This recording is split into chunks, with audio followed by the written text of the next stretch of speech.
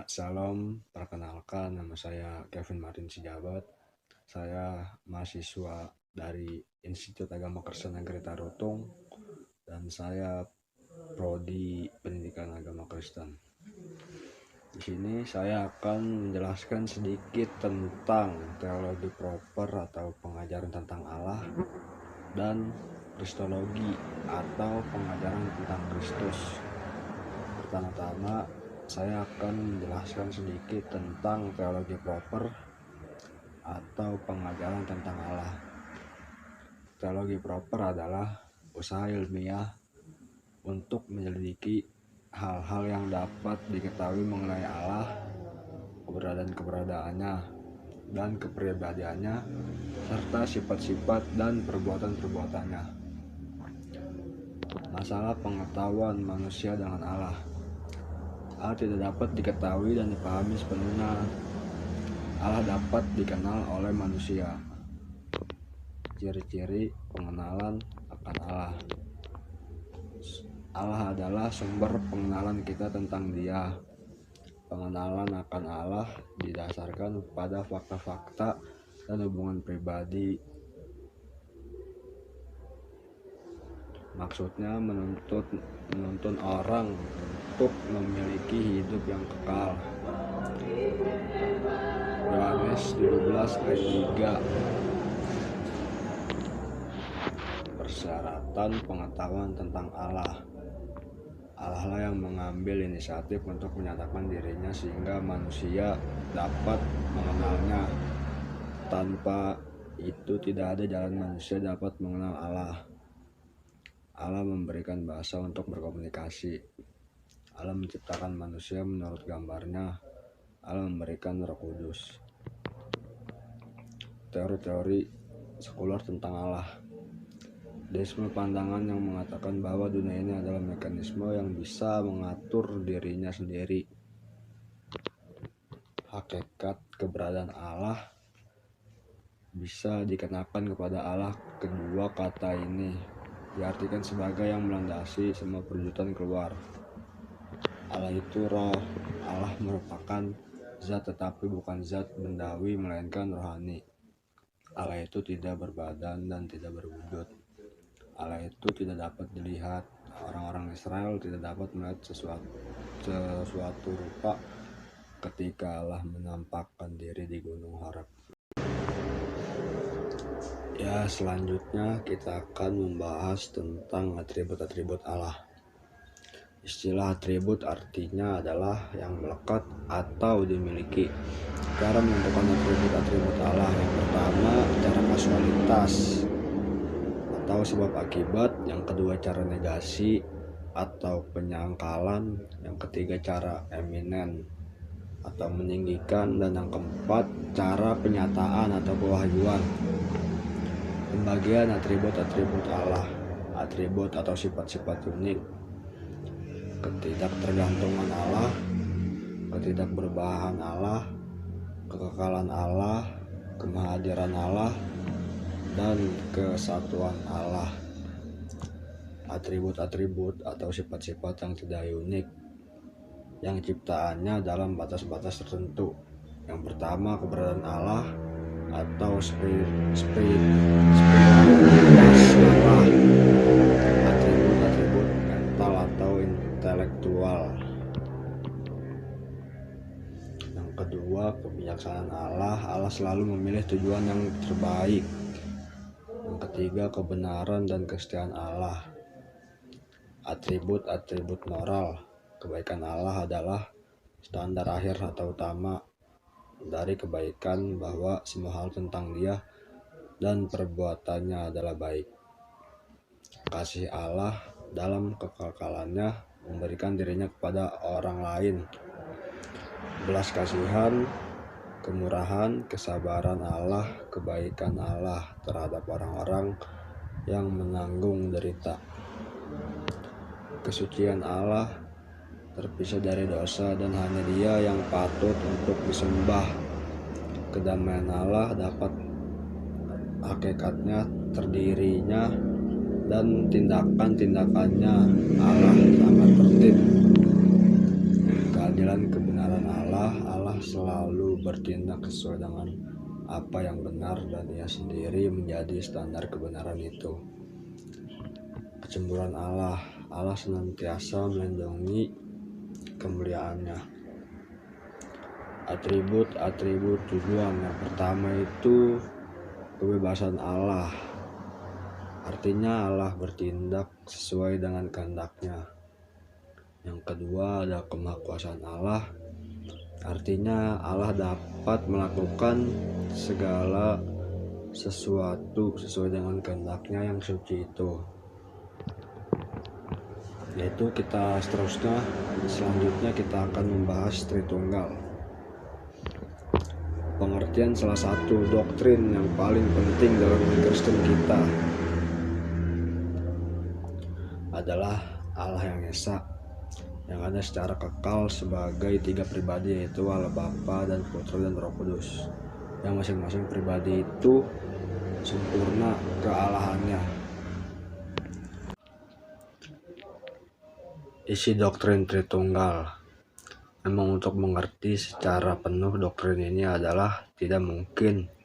Namun demikian, semua fakta-fakta dalam Alkitab dan kita dapat menyimpulkan fakta-fakta dalam Alkitab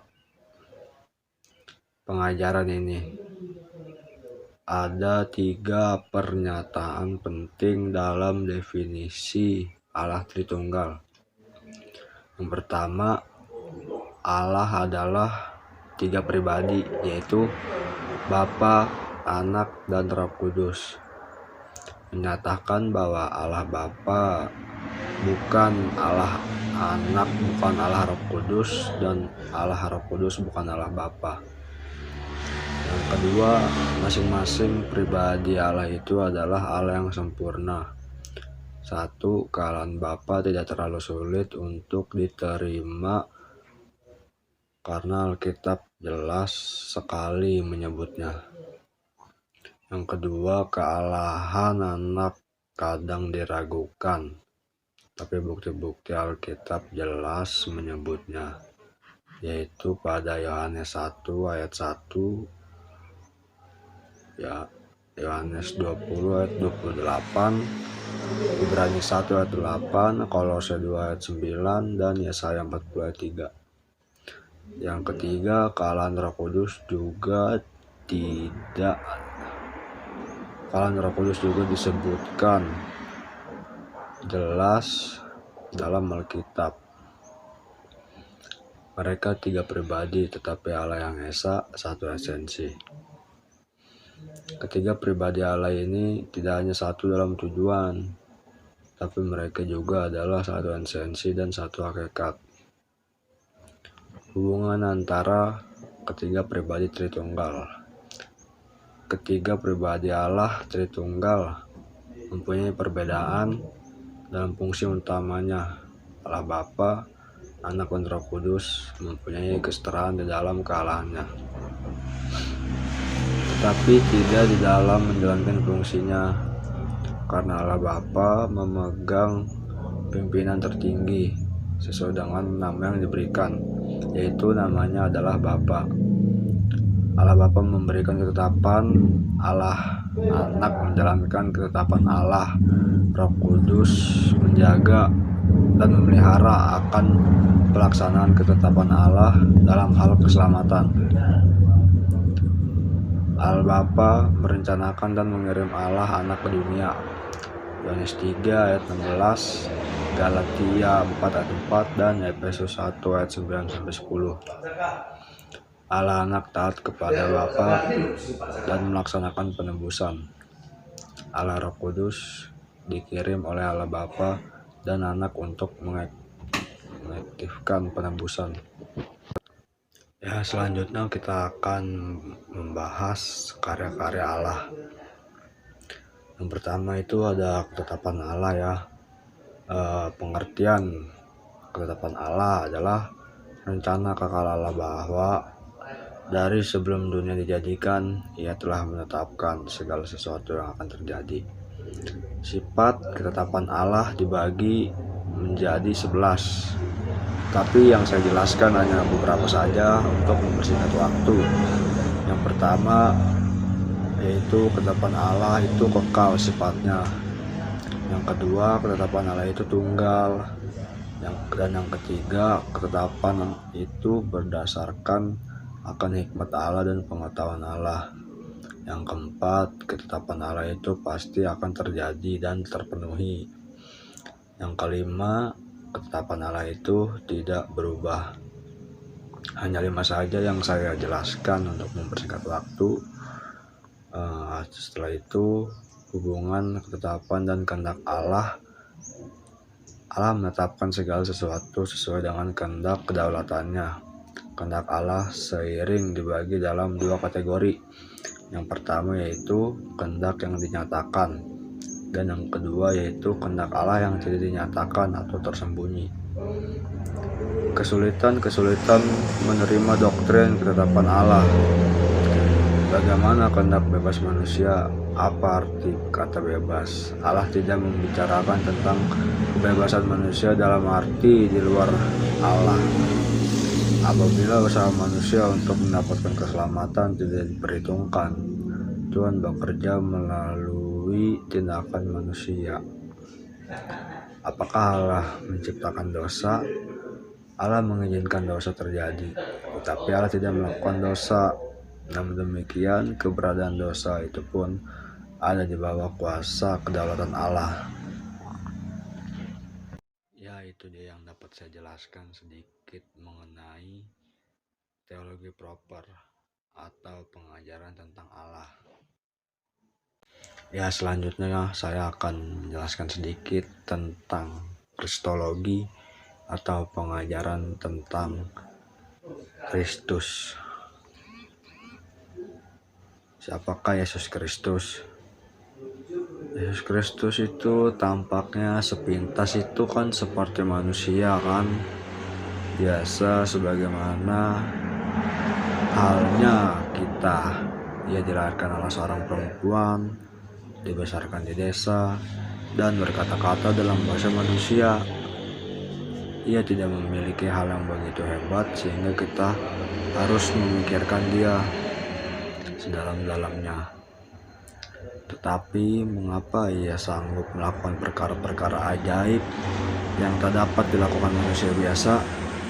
Ia sanggup menyembuhkan yang sakit, mengusir setan, membangkitkan orang mati, dan banyak hal supranatural lainnya yang telah ia lakukan dan ia buktikan di hadapan manusia biasa.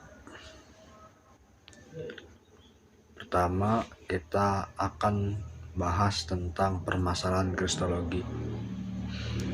Dari sejak lahirnya sampai sekarang, pribadi Kristus menimbulkan berbagai macam kontroversi, menjadi daya tarik yang mengagumkan bagi banyak orang, tetapi sekaligus menjadi tanda-tanda yang membingungkan banyak orang. Isu-isu kontemporer dalam kristologi melibatkan beberapa masalah yang perlu dibahas. Salah satunya adalah permasalahan teologis. Kristologi itu yang saya baca ada 3 jenis atau 3 bagian. Yang pertama adalah kristologi dari atas. Yang dimaksud dengan kristologi atas adalah melihat siapa Yesus Kristus sebelum dia ke dalam dunia. Yang kedua itu kristologi dari bawah. Kristologi dari bawah memiliki pendekatan yang justru kebalikan dari pandangan tersebut di atas. Pandangan ini justru memperhatikan secara sungguh-sungguh siapa Yesus. Dan yang ketiga itu ada kristologi alternatif. Kristologi alternatif bagi orang-orang Injili adalah panduan dari unsur-unsur kristologi atas dan kristologi bawah. Tidak hanya iman saja ataukah penelusuran historik saja, melainkan keduanya yang menjalin hubungan saling bergantung dan berkembang secara simultan. Dua natur Kristus. Perbedaan tentang dua natur Kristus muncul sejak awal kekristenan dan menimbulkan perdebatan yang panjang selama hampir 300 tahun lebih. Setelah itu ada prinsip dua natur Kristus. Pada tahun 325 Masehi ada sidang gereja di kota Nicea yang melahirkan Nicene Creed.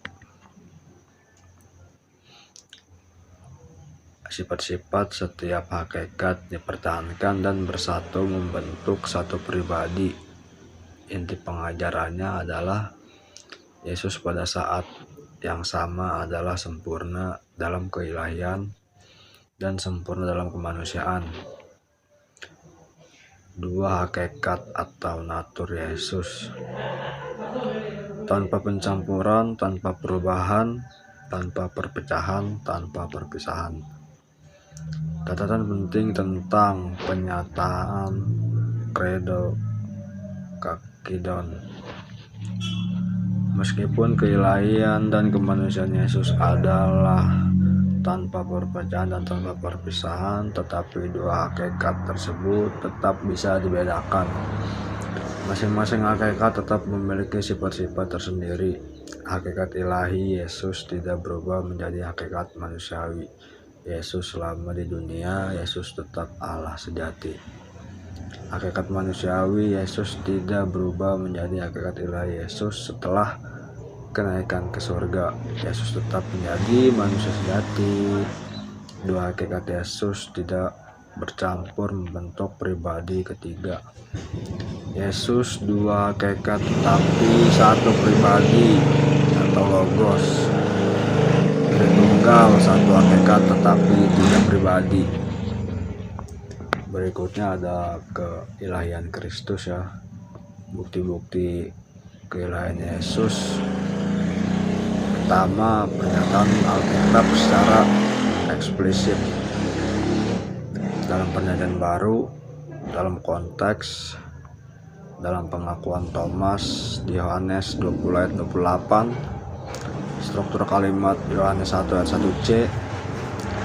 Seandainya kata Theos memakai definite artikel, tujuan Yohanes menulis adalah membuktikan Yesus sebagai anak Allah. Dalam Titus 2 ayat 13 dan 2 Petrus 1 ayat 1, Yesus disebut sebagai Allah dengan definite artikel. Berikutnya ada nama ilahi yang dikenakan pada Yesus.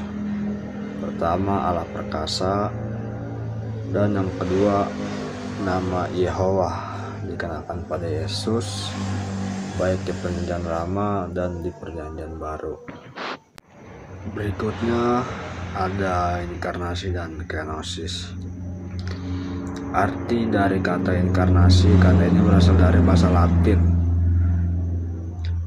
Subjek dari inkarnasi bukan Allah Tritunggal, tetapi Allah Anaklah yang berinkarnasi dan mengambil hakikat manusia. Inkarnasi dan kelahiran berbeda dengan kelahiran karena inkarnasi menunjukkan tindakan aktif, sedangkan kelahiran menunjukkan pada tindakan pasif. Perlunya inkarnasi. Mengapa Allah mengutus putranya dalam bentuk yang serupa dengan manusia berdosa? Alkitab menceritakan beberapa jawaban kepada pernyataan ini.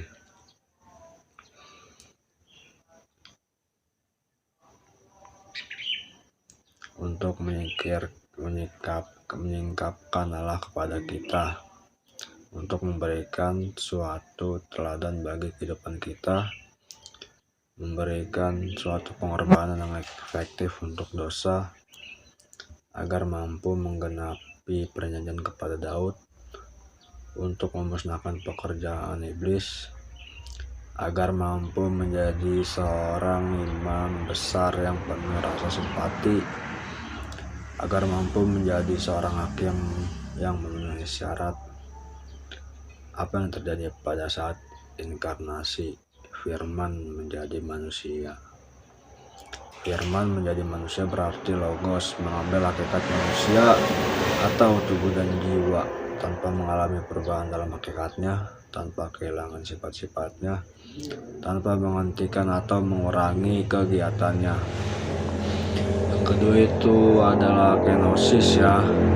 Selanjutnya adalah membahas ketidakperubahan Logos baik dalam hakikat, sifat maupun kegiatannya. Pada saat berinkarnasi ini kita perlu membahas suatu ajaran yang disebut teori kenosis, sama dengan teori pengosongan diri. Ada beberapa kesalahan dari teori kenosis ini. Yang pertama, Yesus adalah Allah dan karena Ia tidak bisa berubah, tertulis dalam Mazmur 102 ayat 26 sampai 28. Yang kedua itu, kalau teori kenosis itu benar, maka pada saat Yesus menjadikan manusia, Allah Tritunggal bubar. Yang ketiga, kalau teori kenosis itu benar, maka Kristus bukanlah sungguh-sungguh Allah dan sungguh-sungguh manusia. Ia hanya manusia biasa tanpa keilahian. 3 jabatan Kristus. Yang pertama, jabatan sebagai ilahi. Yesus adalah seorang nabi Allah yang sempurna. Yesus adalah objek dan subjek dari nubuat. Yang kedua, jabatan sebagai imam. Fungsi imam adalah berbicara kepada Allah atas nama umat. Yesus sebagai imam sudah dinubuatkan dalam Mazmur 110, di mana Kristus dinyatakan sebagai imam kekal. Yang ketiga ada jabatan sebagai raja. Jabatan ketiga sebagai raja terutama menggenapkan nubuatan perjanjian lama tentang seorang anak laki-laki yang akan memerintah. Selanjutnya ada eksistensi Kristus. Kristus adalah kekal, Ia sudah ada sebelum dunia ini diciptakan, meskipun ungkapan yang menyatakan bahwa Kristus telah ada lebih dahulu. Kristus sudah ada sejak perjanjian lama adalah mendukung bukti tentang kekekalannya. Pertama, nubuatan Kristus dalam perjanjian lama. Seluruh kitab perjanjian lama dipenuhi pengharapan dan datangnya Mesias Israel sebagai nubuat mengenai kedatangannya dari kelahiran sampai kebangkitannya. Kristus dalam tipologi perjanjian lama. Salah satu ajaran asasi dalam perjanjian baru ialah bahwa Yesus Kristus atau Sang Mesias, Yesus adalah pewaris dari semua yang telah dikatakan Allah melalui para nabi, tertulis dalam Ibrani 1 ayat 1 sampai 2. Ya, sekian yang dapat saya jelaskan mengenai tentang teologi proper atau pengajaran tentang Allah dan kristologi atau pengajaran tentang Kristus.